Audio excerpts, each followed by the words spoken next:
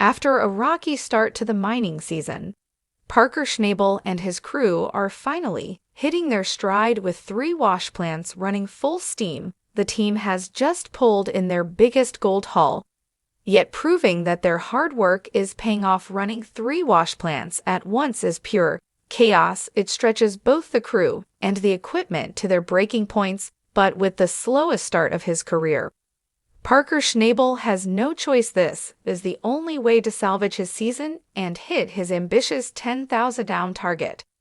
Halfway through the mining season, Parker is still playing catch-up. A series of disappointing cleanups left him in a tough spot, but his recent 500-ounce haul has sparked hope. However, hope alone won't pay the bills. You start building a company bigger and bigger, and it becomes a monster you have to feed. Parker says the amount of cash needed each week to keep things running is overwhelming. With the season slipping away, Parker has deployed his crew across 3 key sites at Indian River. A skeleton team is running Keenan Stewart's paid dirt at Dominion. Meanwhile, over in the massive 114-acre bridge cut, his team is stripping the top layer a mile and a half away. They've just mined out the first half of the 20-acre long cut, but keeping all 3 wash plants running is a logistical nightmare. The race to move rock sand, with rock sand finishing in the first section of the long cut, the crew must relocate the plant upstream instead of setting it up inside the pit. Parker plans to place it outside and haul paid dirt to it. This strategy will allow the stripping crew to remove overburden efficiently and open more ground for next season, avoiding costly delays. Over the past 8 weeks, Parker's crew has stripped 10 acres of the long cut. Now they need to tackle the second half. Moving rock sand more than a mile upstream is a high-stakes operation. Everything must be in place before the night shift arrives to start running material immediately. Tyson, how's it going? Parker radios in. Pretty good. Rock sand's done here, but we need to finish up at the long cut before we move it. You've moved a lot of wash plants this season, up for one more for sure. How's the site looking? The pad is ready, but the cut isn't. Parker wants 0 downtime. Got it. We'll get it moved. The crew jumps into action. They dismantle the feeder, remove the radio stacker, dig out the pipeline, and relocate the water pump and generator. Every component must be set up at the new site before the night shift arrives. Slow is smooth and smooth is fast. Tyson reminds the team piece by piece. Rock sand is moved. The soul runs come first, followed by the shaker deck.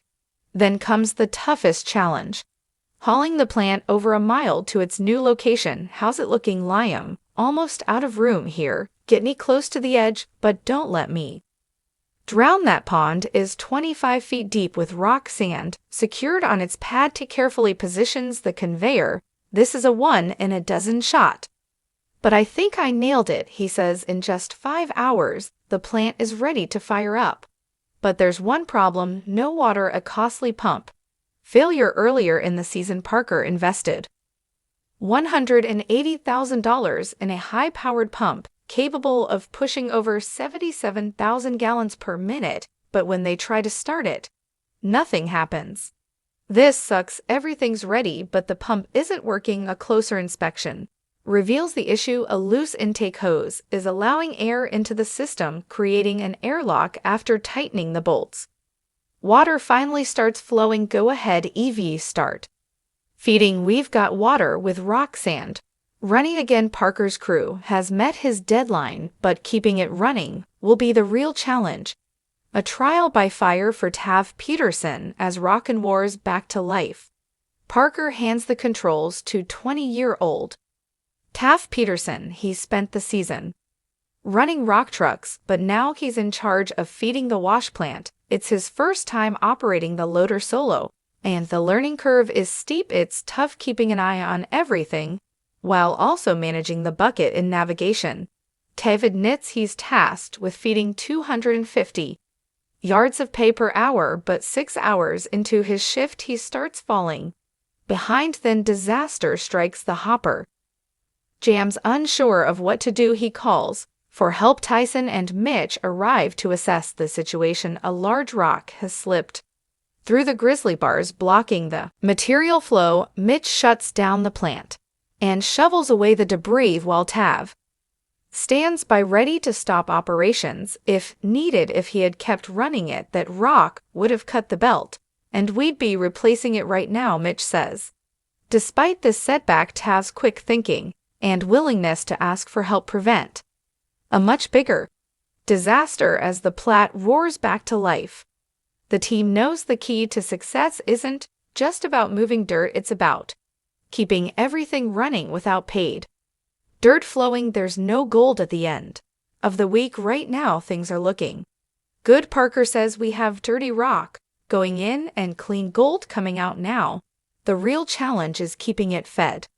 With 3 wash plants running, the pressure is on. Every cleanup counts, and every mistake could mean falling short of the season's target. But if Parker's crew can hold the line, 10,000 ounces might still be within reach. It had been a demanding week for the crew. Mitch Blash reflected on how much they had accomplished, noting that they had finished the downstream section of the long cut, moved the plant, and put T. Peterson in charge of running the loader. Despite T facing a tough challenge with a bad jam in the hopper feeder, Mitch stepped in to show him how to clear it out. He saw the moment as part of the learning process for the newer team members, emphasizing that mining is unpredictable. Things might run smoothly for a while, but the real problems start when complacency sets in. Fortunately, Tav caught the issue in time and avoided a bigger disaster with Fox, and now running steadily in the new section of the long cut, the crew hoped for better results. The first half of the cut had only managed to produce 138 ounces per week, far below expectations, but Parker remained hopeful that this new ground would deliver stronger returns as the team gathered for the gold weigh-in. Anticipation filled the air.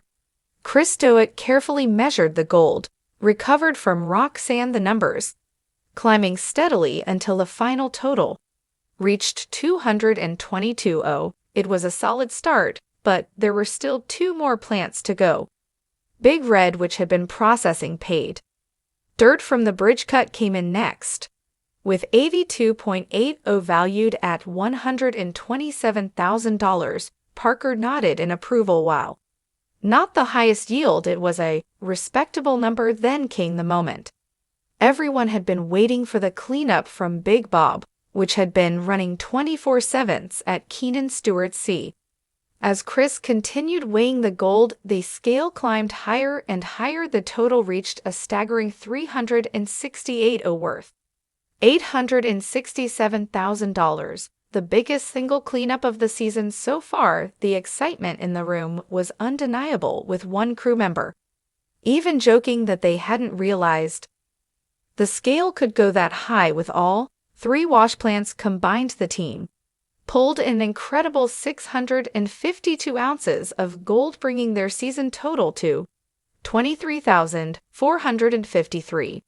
With gold totals climbing fast, Parker saw the improvement in their operation and set his sights on even bigger results. He was pleased with the progress, but he knew that sustaining this momentum would be the real challenge.